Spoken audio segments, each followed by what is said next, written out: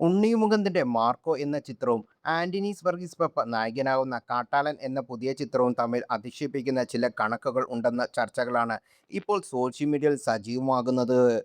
Cubes entertainment നിർമ്മിക്കുന്ന ഈ രണ്ട് ചിത്രങ്ങളും തമ്മിൽ ബന്ധിപ്പിക്കുന്ന കാബ്രിയൽ ഹെയ്ദർ 616 എന്ന രഹസ്യ ചിത്രത്തിന്റെ അർത്ഥം തേടുകയാണ് ഇപ്പോൾ സോഷ്യൽ മീഡിയ.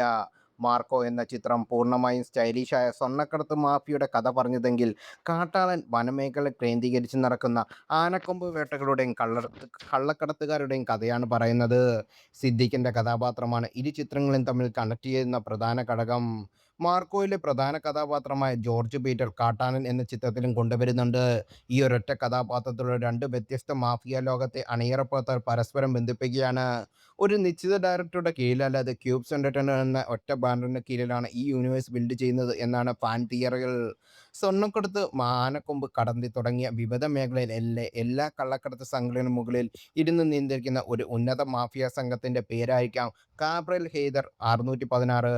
കാബ്രൽ ഹെയ്ദർ എന്ന വാക്കിന്റെ അർത്ഥം നിയമവിരുദ്ധമായ പ്രവർത്തികൾ ചെയ്യുന്ന ഒരു രഹസ്യ സംഘം എന്നാണ്.